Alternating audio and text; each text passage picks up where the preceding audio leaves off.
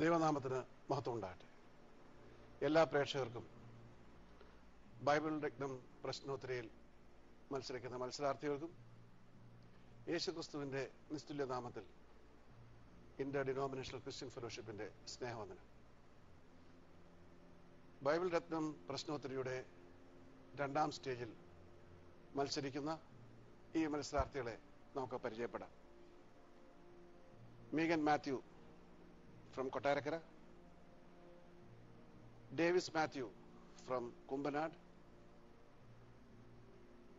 Merlin T.S. from Trivandrum, and Nancy A. again from Trivandrum. A hearty welcome to the second stage. Now, as for the rounds, the rules are similar and the pattern is similar, but the questions are different, right? ചോദ്യങ്ങൾ വ്യത്യസ്തമായിരിക്കും. The first round is the Bible round. It has two parts, pick an answer and the bumper fire. So, shall we start?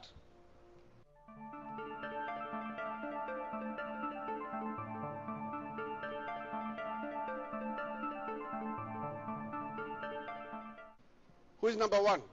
Sir. Nancy. It's a very, very easy question. നോഹയുടെ കാലത്ത് ഭൂമിയിൽ ജലപ്രളയമുണ്ടാകുവാൻ എത്ര ദിവസം മഴ പെയ്തു? 40 രാവും 40 പകലും. വളരെ ശരിയായ ഉത്തരമാണ്. 40 രാവും 40 പകലും ഭൂമിയിൽ മഴ പെയ്തു. +5 marks for Ansi. Right. Who is number 2? Yes, mister Davis. ആരെയാണ് യെദിദ്യാവ് എന്ന് നാമകരണം ചെയ്യുവാൻ യഹോവ ഒരു പ്രവാചകനോട് കൽപ്പിച്ചത്? യേഹൂന്. ശലോമോൻ. ശലോമോൻ. -1. Ansi gets +5 marks. Now, you be very sure of one thing. നിങ്ങൾ ക്വസ്റ്റ്യൻ നെർവസ് ആകേണ്ട കാര്യമില്ല. ക്വസ്റ്റ്യൻസ് ശരിയാവും വണ്ണം ശ്രദ്ധിക്കണം. രണ്ടാമത് ക്വസ്റ്റ്യൻ റിപ്പീറ്റ് ചെയ്താൽ -1 മാർക്കാണ്. ആദ്യ ക്വസ്റ്റ്യൻ തെറ്റിച്ചു, പിന്നെയും ക്വസ്റ്റ്യൻ ചോദിക്കുകയാണെങ്കിൽ -2 marks. Right? So just listen to the question. Who is number 3? Merlin, yes. You are getting your 5 marks. സിംഹത്തെ കുറിച്ച് കടങ്കഥ പറഞ്ഞത് ആരാണ്? Simpson. I told you. +5 marks for Merlin. And the last for Megan, a very easy question. Yours also was an easy question. Was it tough?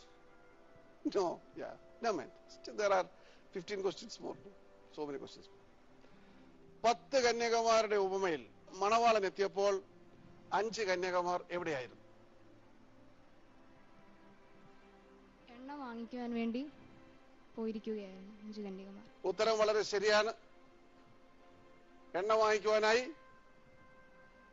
5 കന്യകമാർ പോയിരിക്കുകയായിരുന്നു. Yes. 5 marks for Megan Matthew. The open questions.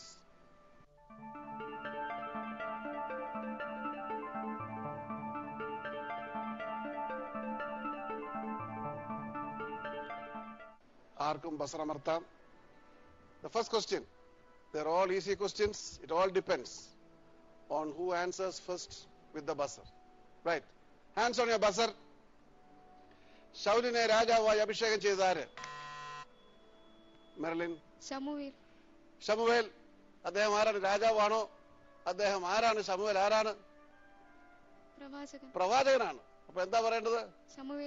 അതെ, ശമൂവേൽ പ്രവാചകനെ ദൈവമാണ് അവിടേക്ക് ശൗലിനെ അഭിഷേകം ചെയ്യുവാൻ നിയോഗിച്ചത്. അവിടെ ഒരുപാട് ശമൂവേൽമാർ കാണും, പക്ഷേ ആരാ പറയേണ്ടത്? ശമൂവേൽ പ്രവാചകൻ. The answer is right. Merlin gets +5 marks for that. Now, second question. Ready? പൗലോസ് ദൈവവചനത്തെ എന്തായിട്ടാണ് ഉപമിക്കുന്നത്?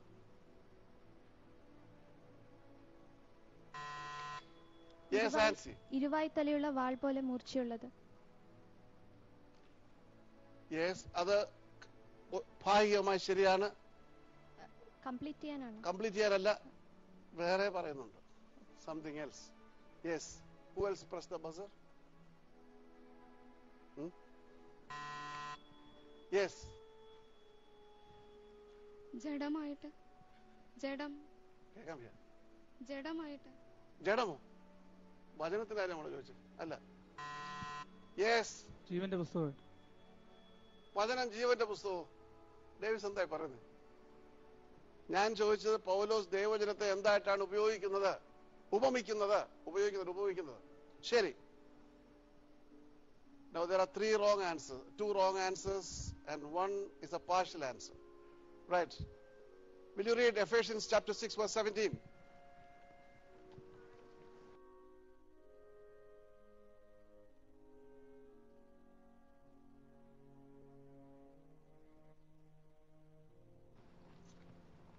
രക്ഷ എന്ന ശിരസ്ത്രവും ദൈവവചനം എന്ന ആത്മാവിന്റെ വാളും എടുത്തുകൊള്ളുവിൻ.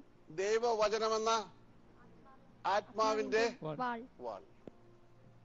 രക്ഷ എന്ന ശിരസ്ത്രം ഇരുമുനയുള്ള വാളാണെന്ന് എബ്രായ ലേഖനത്തിൽ പറയുന്നതല്ലേ ആൻസി പറഞ്ഞത്?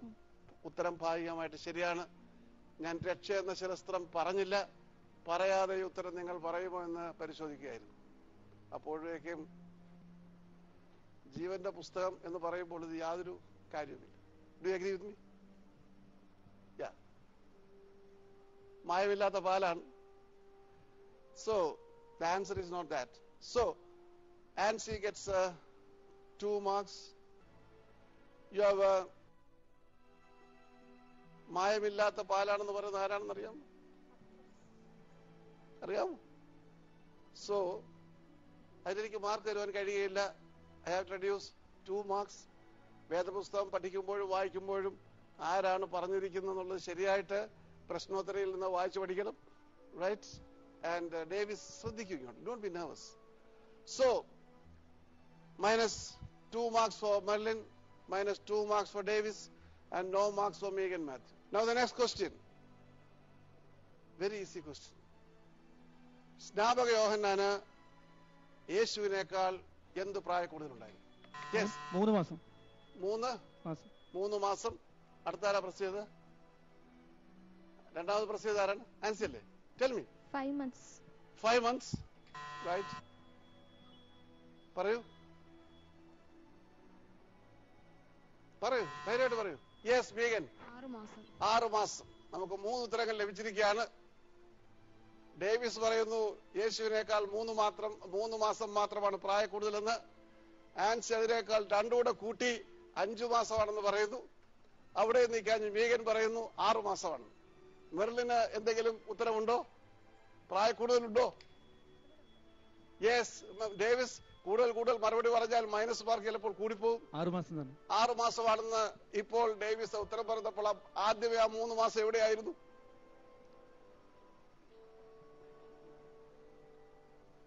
ആൻസിയുടെ അഭിപ്രായം എന്താണ്?